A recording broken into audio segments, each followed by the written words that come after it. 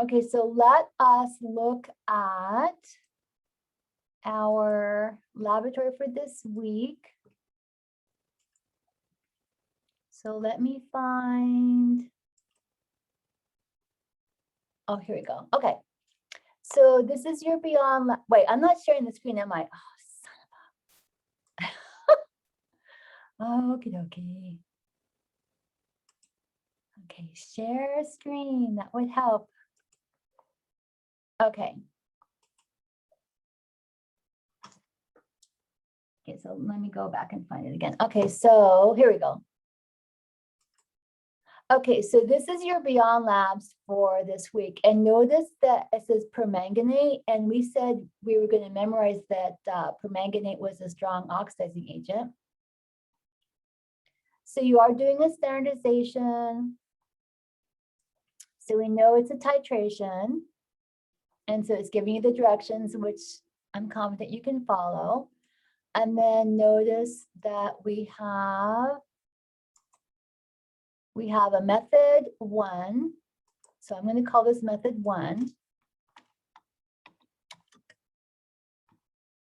And then we have a method 2. So I'm going to call this method 2.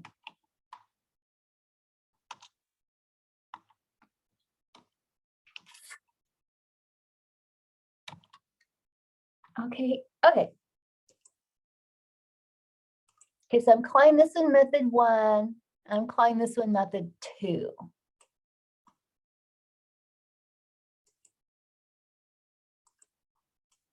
So if you look at your data table, you're going to have 5 trials, and you're going to answer all the questions, of course. And so what we're going to do is you're going to have 3 trials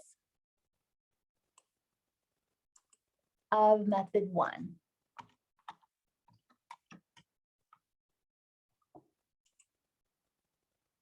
And then 2 trials of method 2.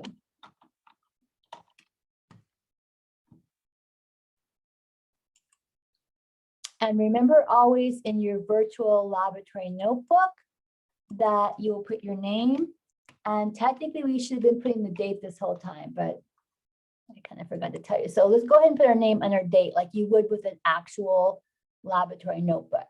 So you just have the 1 Beyond Labs this week. And then answer all the questions. I think that's, oh yeah, there's just 6. Okay. And then let us look at your Murov. So let me find that. That's in my PDFs. So, experiment 31. Okay. Okay, so we're doing redox reactions, which is what we just started talking about. Oh, and I should tell you, no formal lab report. This is going to be worksheet style.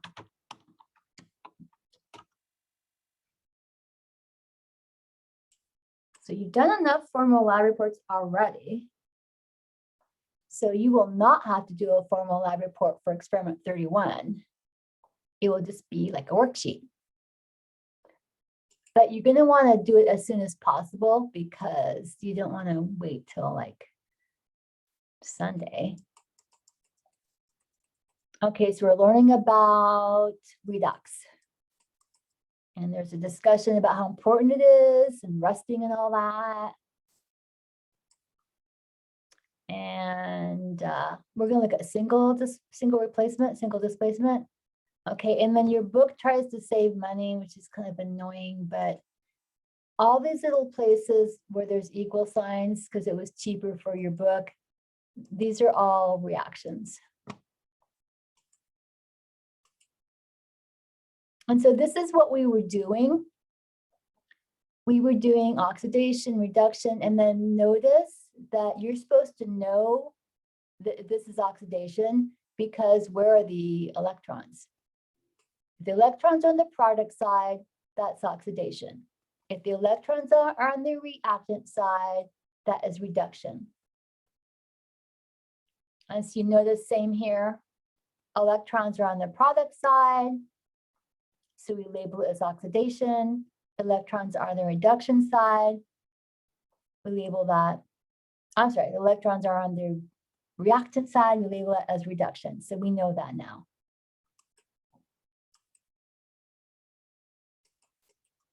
So there's some examples here.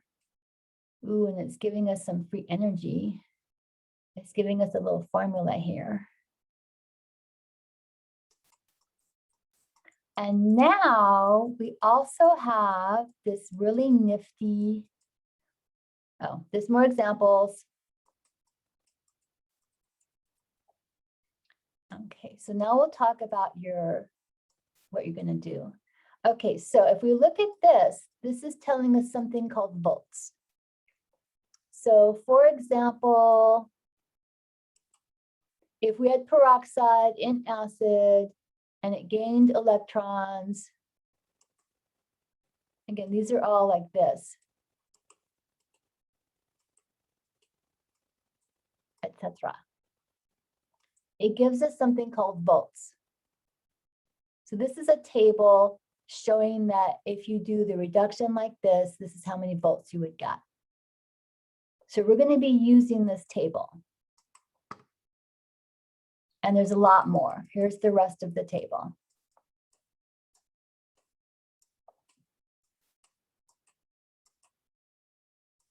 And down at the bottom here is the potassium. That's annoying. Okay. Okay, so let's take a look at what you're going to do.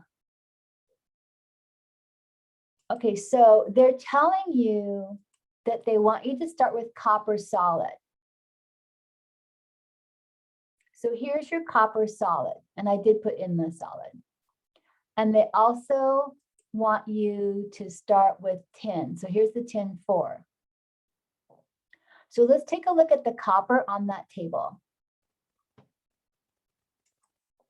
Okay, so we go back to the table and find the copper. And where was the copper solid?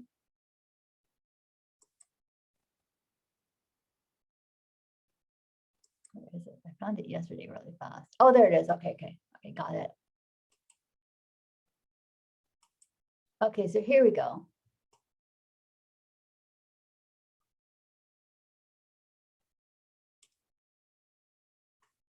Okay, so here's our copper solid. However, the copper's on the wrong side. We need to reverse the reaction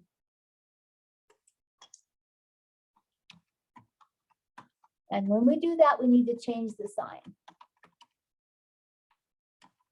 of the volts.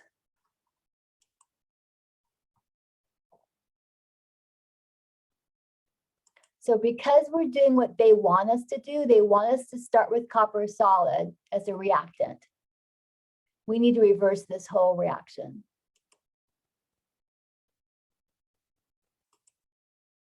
We need to go this way.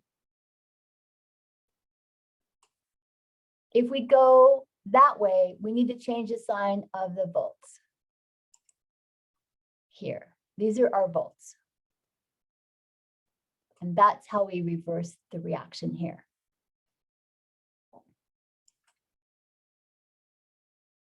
So if we look at the half reaction for the copper, oopsie, you can see now I have the copper solid as a reactant, going to copper plus 2 electrons, but I changed the sign of the volts. That's how I got the first one, because they told me start with copper. Let's take a look at the tin 4. So let's go back and find the tin 4. There it is.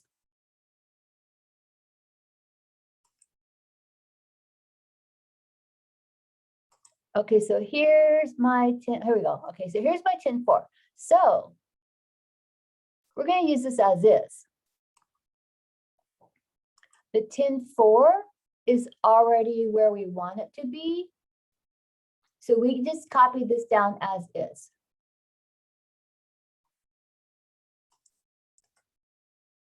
So we're just going to want that.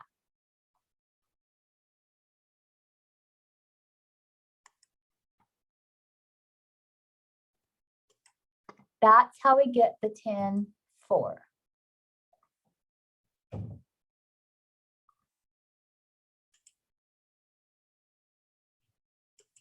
And then what we're going to do is we're going to add up our half reactions and then cancel the electrons because they're both on both sides and add up our volts. And that's how we get this. So I went ahead and did it for you because I'm too nice. So here's when we add it up and here's how we got the volts. So I'll give you some time to copy this down.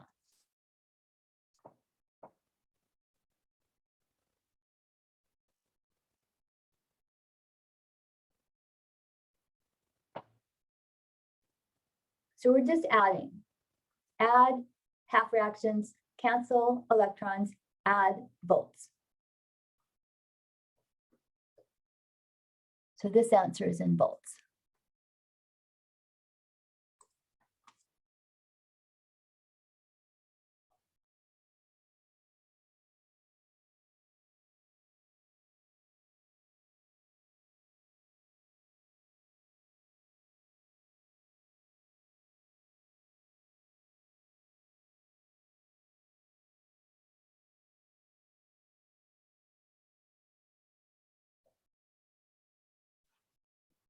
So what would I expect to see?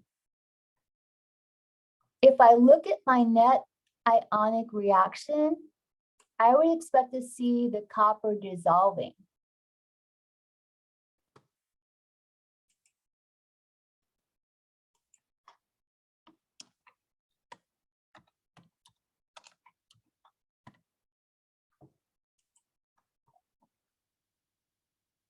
So I look at my net ionic equation. I see that I did start with a solid and that now these are all AQ, although we didn't put them. We know they're AQ. I would expect to see this as my observation.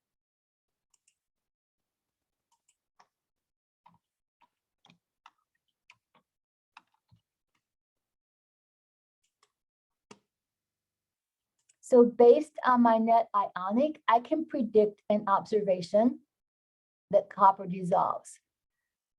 We're not quite done here. This is my predicted, but let's see if that pans out.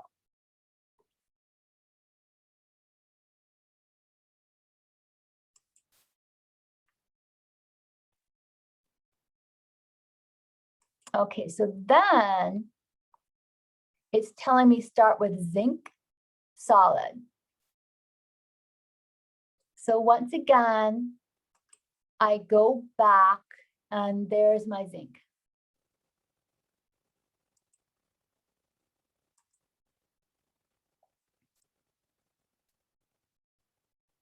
It's on the wrong side. So I need to reverse it.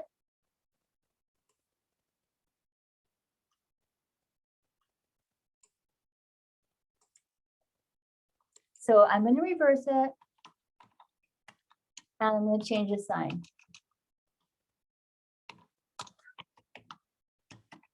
Of the volts. I'm doing that because they're telling me start with zinc.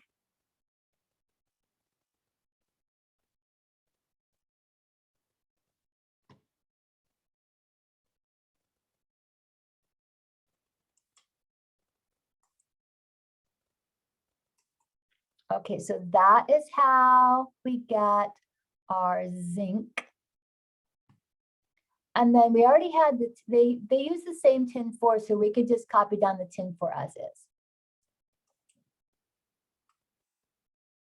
So that's how we get those, and then we're just gonna add and add. So we add the half reactions,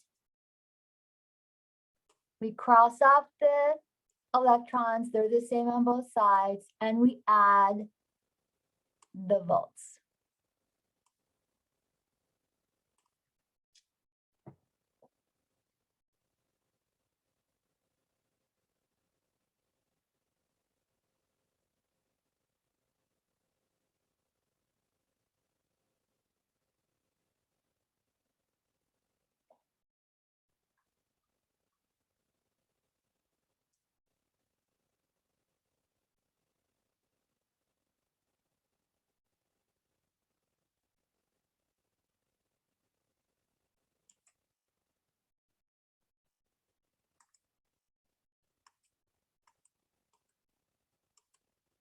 And so this is what we get for our net ionic equation.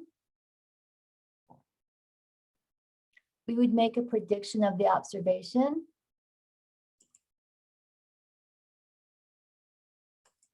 And it looks like our observation is that zinc would dissolve. This is our prediction.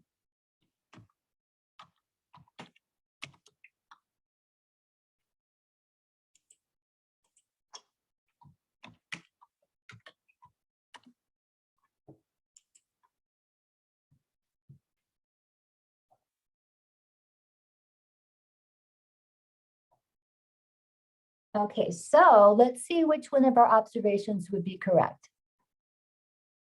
Our predicted observations.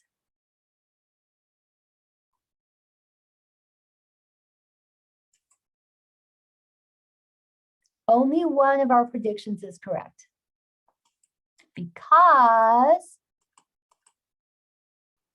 we need to have a positive volts overall.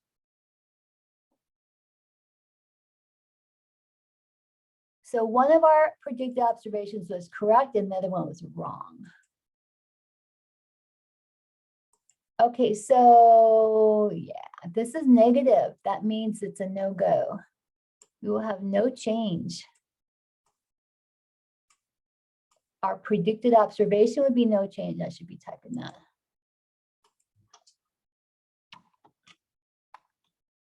Okay, so if we do this process and we get a negative, we will predict no change. This one we were correct. Our predicted observation is zinc is going to dissolve. So that's how we could get a predicted observation based on your net ionic. So we were correct for this one. And then you have, I'm going to make you answer this one. And here's your big clue. You must have a positive volts overall.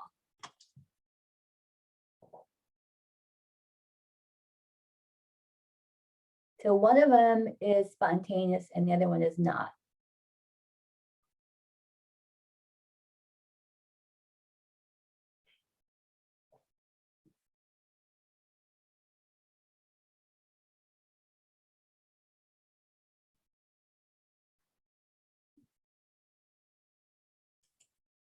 Okay, let's take a look at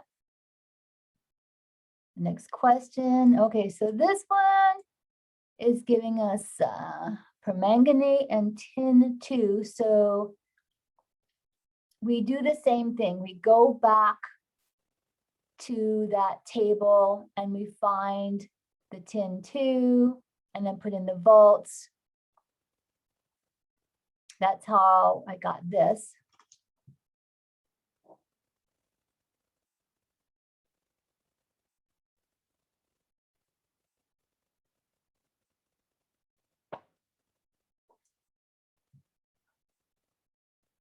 And then we go to the table and we find the permanganate, and that one's a little bigger. There's a lot going on with the permanganate. And I went ahead and balanced out the electrons, but you leave the volts alone.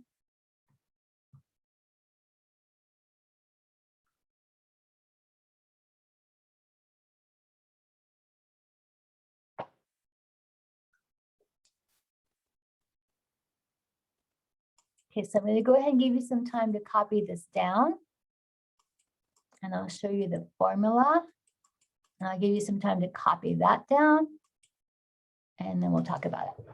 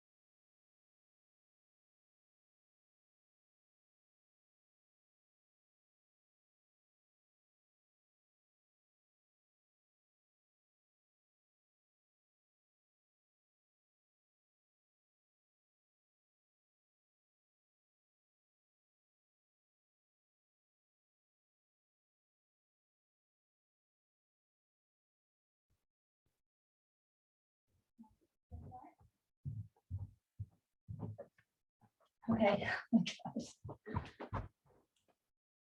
Okay, let me go over this. Oh, and then also yesterday a student noticed a mistake. So let me fix my mistake here too. Okay, I forgot the negative sign. Okay, so this is a half reaction, this is a half reaction. We multiply the electrons, but we leave the volts alone. And then we add up the volts, and so that's how we get the volts. And then the electrons cancel, and we get this long, like there's your, yeah. And so there's your reaction. And then we have this formula.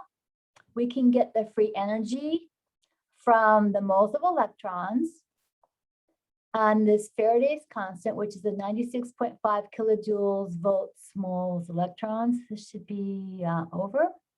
Yeah. And then we take the E that we just figured out from our half reactions and we put it in here. And then the units all cancel. And you guys are going to do this part. So at least that way you calculated that. So I'm going to make you guys calculate that. And then this is correct. There should be a negative there. And I forgot to write it in when I was writing this in. Like, oh, anywho.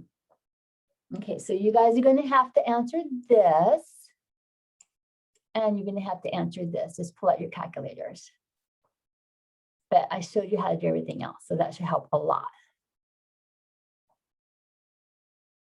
Okay, does anyone need more time copying this down? So basically you have the pre-lab done.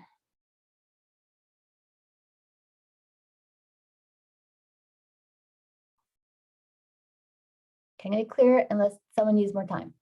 Hopefully you had time while I was giving him his answer. Okay, so now let us go to your worksheet. You got 12 of these to do.